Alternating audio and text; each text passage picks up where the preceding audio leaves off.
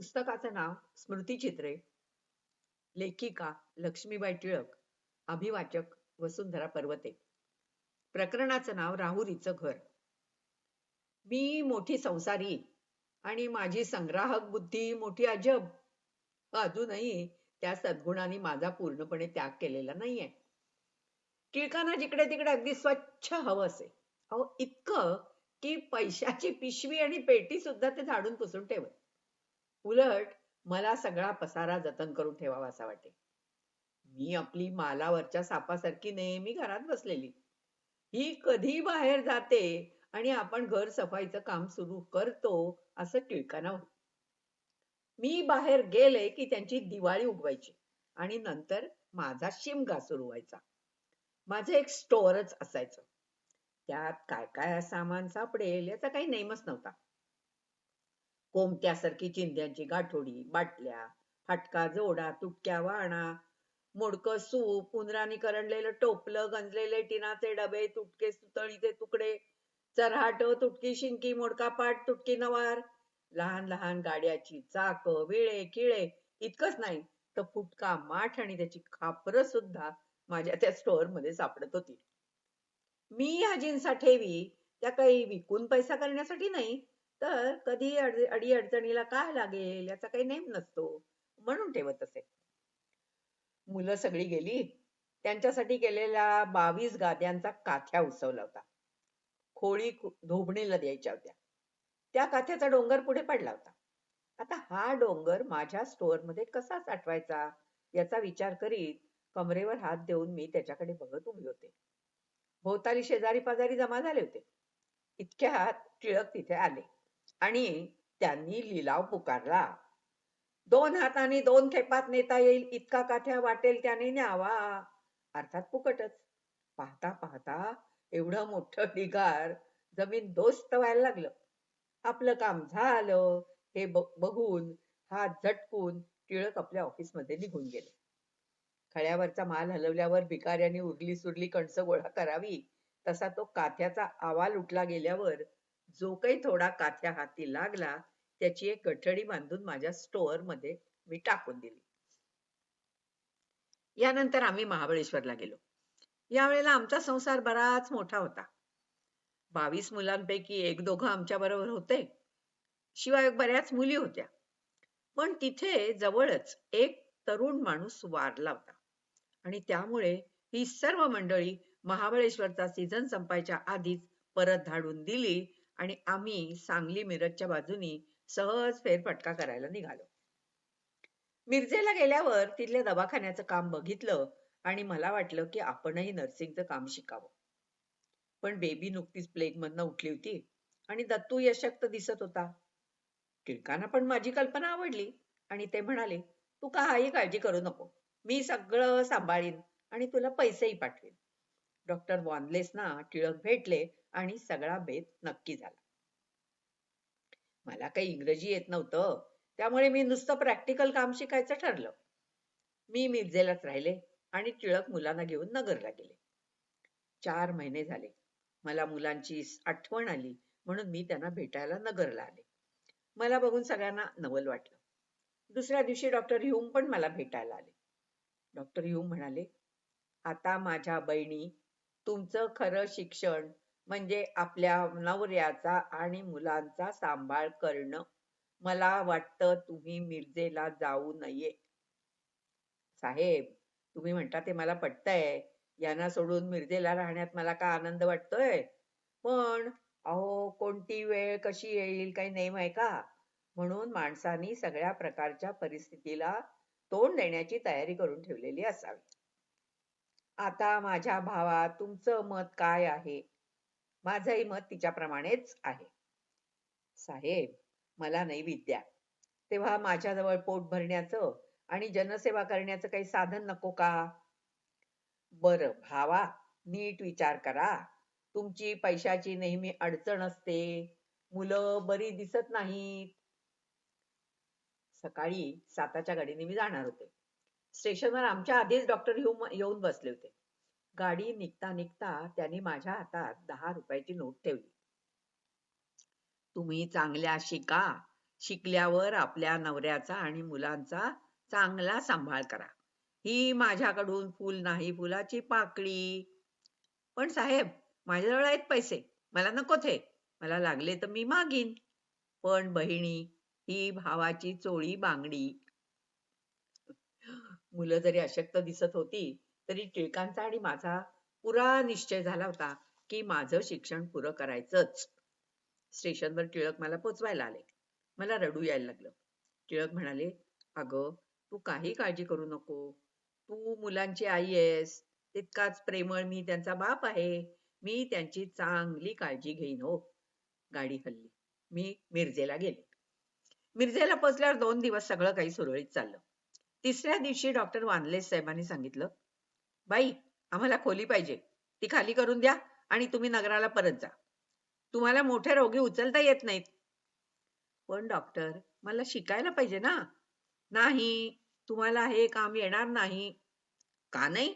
मी माणूसच आहे ना. मला वेळ नाही तुमच्याशी बोलायला. आजच्याच खोली खाली करा. माझी स्थिती फार विलक्षण झाली. अहो, काय करावं सुचेना. मी आपलं सामान खोलीच्या बाहेर काढून कंपाऊंड मध्ये ठेवलं आणि त्यावर बसले. नगरचे गृहस्थ तिथे शेजारी होते. ते बाहेरून आले आणि त्यांनी हा प्रकार पाहून विचारलं, अहो मामी, काय हे सामान का काढलं? ढेकूण झालेत की काय? नाही बाबा, साहेबांनी मला बाहेर काढलंय. का? तुम्ही तर पदरचे पैसे खर्च करून शिकताय, मग साहेबांनी बाहेर काढायचं कारण काय? कारण काही मला समजत नाही हो. मी त्यांचा एक थर्मामीटर फोडला होता, पण तो कधीच आणून दिला. ते म्हणतात तुम्हाला काम नाही करता येत. अशी माझी खात्री झाली. तुम्हाला मोठाले रोगी उचलता येत नाहीत. मी आपली एकसारखी रडतच होते. मी म्हणे, मला रोगी उचलता येत नाहीत, यात माझा काय दोष? मग त्या प्रसादरावांनी जेवण्याबद्दल मला खूप आग्रह केला. पण मी म्हटलं, मला नाही जेवायचं. मला माझा खरा दोष काय आहे ते कळलंच पाहिजे. मी इथेच बसून राहील. मग ते डॉक्टरकडे गेले. ते त्यांना एकसारखे तेच सांगत होते की बाईला काम करता येणार नाही. प्रसादराव म्हणाले की बाई म्हणते, मला माझा खरा दोष कळल्याशिवाय मी इथून हलणार नाही. तेव्हा डॉक्टर वानलेस साहेबांनी डॉक्टर ह्यूमचं पत्र काढून प्रसादरावांना दाखवलं. हे बघा, डॉक्टर ह्यूम म्हणतात की बाईला ताबडतोब परत पाठवून द्या. इकडे तिच्या नवऱ्याचे आणि मुलांचे हाल होतात. बाईकडे काही दोष नाही, बरं का? वर डॉक्टर ह्यूमनी हे पहा काय लिहिलंय की माझं पत्र आल्याचं बाईला कळवू नका. आता सांगा मी काय करू? प्रसादरावांनी मला हे सगळं बोलणं येऊन सांगितलं. आता माझ्या डोक्यात प्रकाश पडला की डॉक्टर ह्यूमनी मला 10 रुपये का दिले होते. हे 10 रुपये माझ्या परत भाड्यासाठी या गृहस्थाने देऊन ठेवले होते. मला मरणप्राय दुःख झालं. आता नगराला मी कोणत्या तोंडाने जाऊ? लोक काय म्हणतील? नगरच्या विद्यार्थ्यांच्या बायकांनी माझी खूप समजूत घातली आणि मला गाडीत बसवून दिलं. मी नगराला पोचले तेव्हा टिळक नुकतेच चहा घेऊन बाहेर येऊन बसले होते. इतक्यात माझा टांगा दाराशी येऊन उभा राहिला. का ग, का आलीस? मला शिकता येणार नाही म्हणून. मग मी त्यांना सगळी हकीकत सांगितली. विद्यार्थी नापास झाले की जीव देतात ते का, हे आत्ता मला कळलं. परीक्षा, शिक्षण वगैरे काय असतात हे मला आत्ता समजलं हो. मी आल्याचं डॉक्टर ह्यूम साहेबांना कळलं, पण ते मला भेटायला काही आले नाहीत. घरी आल्यावर मी आमच्या दारापुढे सुंदरसा बगीचा केला. 50 कुंड्या आणल्या. पण डॉक्टर बालंटाईनांची रजा सुरू झाली आणि आमची राहुरीला बदली झाली. टिळकांनी त्या कुंड्यांचं दान करून टाकलं आणि आम्ही राहुरीला आलो. राहुरी गाव आम्हाला खूप आवडलं. टिळक म्हणत की अशा गावी लांब रानात मला जर एकांत स्थळी घर बांधून राहता आलं तर मी कितीतरी ग्रंथ लिहीन. डॉक्टर हेनरी फेअरबॅक नावाचे एक मिशनरी तेव्हा आमच्याकडे आले होते. तेव्हा टिळकाने आपल्या घराची कुरकुर त्यांच्याजवळ केली. फेअरबॅक साहेब म्हणाले, अहो टिळक, मला ना काही पैसे मिळायचे होते, पण आता मी त्याची आशा सोडून दिली. जर मला हे पैसे मिळाले तर मी तुम्हाला तुम्ही म्हणता तसं रानात घर बांधून देईन. मग तुम्हाला पाहिजे तेवढी ग्रंथरचना तुम्ही करीत बसा. टिळकांनी आणि डॉक्टर फेअरबॅक साहेबांनी नंतर एकत्र बसून देवाची प्रार्थना केली आणि तो विषय तेवढ्यावरच राहिला. तिसऱ्या दिवशी साहेब आले आणि सांगायला लागले, अहो टिळक, झालं की तुमचं झोपडं तयार. मला आजच पैसे मिळाले. चला, तुम्हाला कुठे जागा पाहिजे? दोघे जण राहुरीपासून मैल दीड मैलावर गेले आणि तिथे डॉक्टर बालंटाईनांचं एक शेत होतं ते ठरवलं.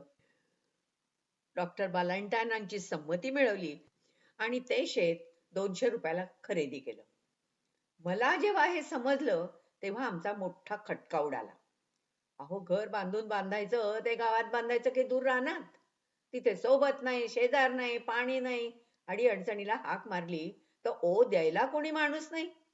टिळक म्हणत, तुला काही कळत नाही आणि मी काही करायला घेतलं की तू तिथे हटकून मोडा घालणार हे ठरलेलं आहे. पाणी काय वाहून आणता येईल, सोबतीला कुत्री ठेवता येतील आणि माणसांना काय करायचंय? तू मला हाक मार, मी तुला हाक मारीन. इकडे घर बांधायला सुरुवात झाली. साहेबांनी स्वतः हाताने या घराचं काम इतर मजुरांबरोबर केलं. पाण्यासाठी मसक, खाण्यासाठी ब्रेड, डोक्यावर सावलीसाठी छत्री अशा थाटात फेअरबॅग साहेब तिथे जाऊन काम करीत. त्यांनी 1 मिनिट फुकट घालवलं नाही. अहो, तिथे पाण्याचा टिपूस नाही की झाडाची छाया नाही. ऊन म्हणतं मी, छत्री ती सुद्धा वाऱ्याने उलटायची. मी म्हणे, साहेब काय हा तुम्हाला त्रास? ते म्हणत, बाई हरकत नाही, हे सारं मलाच केलं पाहिजे. टिळकांना काही समजत नाही. 500 रुपयाच्या जागी 1000 रुपये खर्च झाला आणि घर स्वतः मेहनतीने बांधलेलं असल्यामुळे 2000चं झालं. ज्याचं काम त्यानंच करावं हे खरं. 1 महिन्यात घर तयार झालं. पण घर भरणीसाठी आमच्याजवळ होतं काय? घर साहेबांनी तयार करून आमच्या स्वाधीन केलं. मग उसने पैसे आणून आम्ही घर भरणी केली आणि नवीन घरात राहायला लागलो. इथे आमची श्रीयुत राजारामजी चांदेकर आणि भास्करराव भांबळ यांच्याशी ओळख झाली. हे दोघेही आमचे राहुरीमधले हितचिंतक होते. राजारामजी दत्तूचे पहिले महत्वाचे मास्तर. इंग्रजी 1ली पासून ते इंग्रजी 7वी पर्यंत त्यांचं प्रत्यक्ष शिक्षण आणि सल्ला आमच्या उपयोगी पडला. दत्तू इंग्रजी 1ली पास झाल्यावर त्यांच्याच सल्ल्याने त्याला पुण्याला शिकायला ठेवलं आणि पुण्यातल्या नूतन मराठी विद्यालयातला तो पहिला ख्रिस्ती विद्यार्थी. रानात राहायला आल्यावर डॉक्टर बालंटाईन साहेबांच्या कामाव्यतिरिक्त उरलेला वेळ लेखनात घालवायचा. हा तिथे घर करून कायम होण्याचा मूळ हेतू. पण तिथे आल्यावर टिळक तो विसरले. आता त्यांची शेती सुरू झाली. मी काय शेतकऱ्याची मुलगी, मला शेतीची माहिती. पण मला कोण विचारतो? मला टिळक बसवीत धाब्यावर कल्पनेची पाखरं आखलायला आणि स्वतः शेती करीत. जमीन घेतली नांगरून. मग एकाने सांगितलं, अहो साहेब, इथे कपाशी फार चांगली येईल. मग कपाशी पेरली. रोपं भीतवीत वाढली. 4 दिवस पाऊसच पडला नाही. दुसरा म्हणाला, अहो साहेब, हे काय केलं? पाऊस नाही, पाणी नाही, कपाशी कशी होणार? यात तुम्ही हरभरा करा. झालं. दुसऱ्या दिवशी गडी लावून कपाशी उपटून टाकली आणि पुन्हा जमीन नांगरली. तिथे 2 पायल्या हरभरे पेरले. हरभरा खूप चांगला आला. त्याला घाटे आले. मंडळी टिळकांना भेटायला यायला लागली. जो कोणी येई तो म्हणे, अहो साहेब, काय सुंदर हरभरा आलाय, घेऊ का थोडासा टहाळ? साहेबांनी काय मोठ्या आनंदाने परवानगी द्यावी आणि कवळभर हरभरा द्यावा. बरं झालं, गड्यांचा सोंगणीचा त्रास वाचला. बहुतेक सोंगणी आधीच होऊन गेली. 2 पायल्या हरभऱ्याचे 2 शेर हरभरे आमच्या घरात आले. या घरात आल्यापासून टिळकांना वाटायला लागलं की मिशनचं पगारी काम आता सोडून द्यावं. देवाचं काम पगार घेऊन करायचं नाही असं त्यांनी ठरवलं. आता व्हॉलंटियर्स जमा करून एक संघ स्थापण्याचं त्यांचं ठरलं. त्यांनी मिशनच्या कामाचा राजीनामा दिला आणि मग त्यांच्या भोवती आता व्हॉलंटियर्स जमा व्हायला लागले. मग एका व्हॉलंटियरनी सहकुटुंब आमच्या घरी तळ दिला. कुटुंब 6च माणसांचं होतं. शेतावरचे 4 गडी, राखणदार आणि त्यांच्या 3 बायका असा त्या रानात मोठा जनसमूह गोळा झाला. दत्तू होता बाहेरगावी. त्याला 10 रुपये पाठवायला लागायचे. डॉक्टर ह्यूम साहेबांनी टिळकांच्या ह्या नव्या वृत्तीला काही आळा घातला नाही. पण बुवाचे तुरे लाल आणि बाईचे पुरे हाल ही स्थिती त्यांना माहिती असल्यामुळे त्यांनी परस्पर ट्रॅक्ट सोसायटीकडे खटपट करून त्या सोसायटीचं 100 रुपयाचं संपादकीय काम त्यांना मिळवून दिलं. म्हणजे इकडे ते फुकट काम करीत आणि चरितार्थासाठी ट्रॅक्ट सोसायटीच्या कामाबद्दल त्यांना 100 रुपये मिळत असत. पुन्हा जरा सुरळीत चालायला लागलं सगळं. पण 100 रुपयांना 100 वाटा होत्या. टिळकांनी आपल्या व्हॉलेंटियर्सची एक तातडीची मीटिंग बोलावली. एकदा नगरच्या 4 व्हॉलेंटियर्सची गाडी चुकली. का चुकवली कोण जाणे. मग त्यांनी 4 भाड्याच्या सायकली ताशी 4 आण्याप्रमाणे केल्या आणि ते सायकलवरून राहुरीला आले आणि जाताना माझ्याजवळ पगारामधले जे 15-20 रुपये उरले होते ते सगळे सायकल भाडं म्हणून घेऊन गेले. घरी सहकुटुंब राहिलेला व्हॉलेंटियर टिळकांची हजामत करायचा. त्याबद्दल टिळक त्याला 4 आणे देत. हो पुढे पुढे तो आपल्या स्वतःच्या मुलांच्या हजामतीचे पैसे पण टिळकांजवळ मागायला लागला आणि टिळक काय त्याला द्यायला लागले. एक दिवस मी त्यांना साफ सांगितलं, मी हे पैसे देणार नाही. हा असला कसला व्हॉलेंटियर, तो स्वतःच्याच मुलांच्या हजामतीचे पैसे तुमच्याकडून उकळतो. त्यावरून आमची खूपच खडाजंगी उडाली. ते म्हणत, तुला अक्कल नाही. अशा तुझ्या कृपणपणाने चांगल्या कामाला तू अडथळे आणतेस. सारं जग तुला नावं ठेवताय पण तुला कळत नाही. मी म्हणाले, मला नावं ठेवली तरी चालेल, ठेवू द्या. पण मी तुमच्यासारखी या भोंदूना फसणार नाही. अहो ज्या माणसाच्या अंगात खंडीभर आळस, 4 मुलं पोसायची ऐपत नाही, जो पहिली बायको मेल्यावर दुसरं लग्न करतो, थापा मारण्यात ज्याचा पहिला नंबर, तो तुम्हाला सांगतो आणि तुम्ही त्याचं ऐकता. आमची ती रात्र खूपच वाईट गेली. टिळक लिहित होते आणि मी रडत होते. सकाळचा चहाही मुकाट्यानेच झाला आणि टिळक सायकल घेऊन बाहेर पडले. गावात गेल्यावर त्यांनी घरोघर जाऊन बायांना माझ्या नावाने चहाला आमंत्रण दिली आणि पुढे ते तसेच कुठेतरी निघून गेले. मी दुपारी निजले तो बाहेर 4 वाजेपर्यंत एक एक एक अशी पाहुणी जमू लागली. मी आपली आत घोरतेच आहे. थोड्या वेळाने बाहेर आले तो बाहेर बायकांचा घोळका. त्या बाया आपल्या माझ्या तोंडाकडेच पाहतायत. मी त्यांच्या तोंडाकडे पाहत बसले. दोन्ही आपापल्या परी आश्चर्यात गढून गेलेत. असा तो अजब देखावा होता. माझे बंधू बापू नामाजी आढाव यांच्या पत्नी सावित्रीबाई आणि मुली सरू आणि वारू या पण आल्या होत्या. त्या हळूच माझ्या कानाशी येऊन म्हणाल्या, वत्स हा काय प्रकार आहे? आम्हाला तर साहेबांनी चहाला बोलावलंय आणि इथे तर सगळं शांत दिसतंय. आत्ता माझ्या डोक्यात प्रकाश पडला. मी म्हणाले, वहिनी आता तुम्ही सरू वारूला हाताशी घेऊन करा चहा. सावित्रीबाईंनी चहाला आधण ठेवलं. सरू वारूनी चहाची तयारी केली. गूळ घालून हारोळ्या केल्या. जवळ असलेला एकुलता 1 रुपया देऊन नोकराला गावात पाठवलं. त्याने टरबूज खरबूज आणली आणि आमची ती पार्टी साजरी झाली. बाया गेल्या आणि टिळक आले. का हो तुम्ही बायांना बोलवलं? मग तू अबोला धरलास, मग तुला बोलायला कसं लावायचं? शेवटी आमचा अबोला सुटला. टिळक राजमान्य राजश्री होते ते रेव्हरंड झाले ती गोष्ट अशी. व्हॉलेंटियर चळवळ ह्यांनी सुरू केल्यावर त्यांच्याकडे पुष्कळ धर्मसमीक्षक यायला लागले. टिळक म्हणायला लागले की कोणाचा बाप्तिस्मा करायचा झाला तर ज्याला परमेश्वरी संदेश असेल त्यांनी तो खुशाल करावा.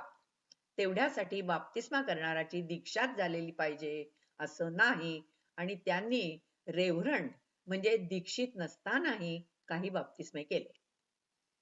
टिळकांच्या या कृत्यामुळे काही लोकांना मोठा शॉक बसला. बरं मनाची खात्री झाल्यावर एखाद्या गोष्टीपासून त्यांना परावृत्त करण्याची ब्रह्मदेवाची सुद्धा प्राज्ञा नव्हती. तेव्हा आता काय करावं असा पुष्कळांना मोठा पेच पडला. लोकांना काय वाटेल याची टिळक थोडीच पर्वा करतायत. कोणी बाप्तिस्मा घ्यायला आला की ते त्याला एखाद्या रेव्हरंडकडे पाठवण्याऐवजी स्वतःच त्याचा बाप्तिस्मा करून मोकळे व्हायचे. बरं इतक्यावरही ते स्वस्त बसतील तर शपथ, याबद्दल ते वादविवादही करायचे. राहुरीला त्यांच्या हातून अशा रीतीने 2-3 बाप्तिस्मे झाले. मग त्या दीक्षित मंडळीत काय ठरलं कोणास ठाऊक, आता टिळकांचीही दीक्षा होणार असं ऐकू आलं. मिशनची वार्षिक सभा त्या वर्षी राहुरीला भरणार होती आणि त्या सभेतच टिळकांची दीक्षा होण्याचं ठरलं. तारीख 1 होती. दीक्षा असेल पुढे 15 दिवसांनी. आता डॉक्टर ह्यूमचा पगार नव्हता. वाटेल तेव्हा त्यांच्याकडे जाऊन पैसे आणता येत होते. ते आमच्या उधळपट्टीवर रागावले तरी 2 महिने आगाऊ पगार देत होते. पण आता पहिली तारीख उलटून गेली तरी 5-5, 6-6 दिवस पगार येत नसे. सभेला बाहेरगावची जेवढी मंडळी आली होती तेवढ्यांना टिळकांनी 3 वेळचं जेवणाचं आणि चहाचं आमंत्रण देऊन ठेवलं. मला काय नुसती वर्दी दिली. मला मोठी काळजी येऊन पडली. आता यांची व्यवस्था करायची कशी? माझ्याजवळ तर काहीच नव्हतं. अहो नानाजींचाच पत्ता नाही तर अण्णाजी येणार कसे? टिळकांनी मला आमंत्रणाची वर्दी देताच मी एखाद्या कृपणासारखे बोलायला लागले. पण पैसे? हं, त्याचं काय घेऊन बसलेस? सगळं ठीक होईल. तुमचं ठीक आहे. पाहावं लागेल मला. तुझी फारच घाई हं. अजून 8 दिवस आहेत. पुढे पाहता येईल. तुमचं हे असंच आहे. गाडी आली तरी पाहता येईल. निघून गेली तरी पाहता येईल. मग पाहून काय उपयोग? जगात मला काय मान आहे, पण तुला त्याचं काही वाटत नाही. मला वाटत नाही कसं? नाहीतर मी पाहुण्यांच्या खाण्यापिण्याची काळजी कशाला करीत बसले असते. सर्व असंच म्हणतील, की बाबा चांगला, बाई वाईट. पुरेसं पाणी देखील प्यायला नाहीये. मी पहिल्यापासून म्हणत होते, की रानात घर बांधू नका. पाण्याचं काय घेऊन बसलीयस? एकाच्या जागी 10 पखाली लावू. अहो, पण ह्या 10 पखालीतलं पाणी साठवायचं कशात? मला नाही वेळ तुझ्याशी वादिवाद करीत बसायला. वेळेला सगळं काही होईल. काळजी करू नको. असं म्हणून टिळक गेले आपल्या कामाला निघून आणि संध्याकाळी 6-7 दिवसांसाठी सोलापूरला निघून गेले. मग मी राजारामजी चांदेकर आणि भास्करराव भांबळ यांच्याकडे जाऊन म्हटलं, पहा बाबांनो, आत्ता माझी वेळ तुम्ही सांभाळाल का? तुमचे काय पैसे खर्च होतील ते मी पगाराला देईन. सर्व खरी परिस्थिती ही अशी आहे. मग त्यांनी सांगितलं, बाई तुम्ही काही काळजी करू नका. आम्ही सगळी व्यवस्था करतो. आणि खरंच त्यांनी म्हटल्याप्रमाणे सगळी व्यवस्था केली. क्रमशः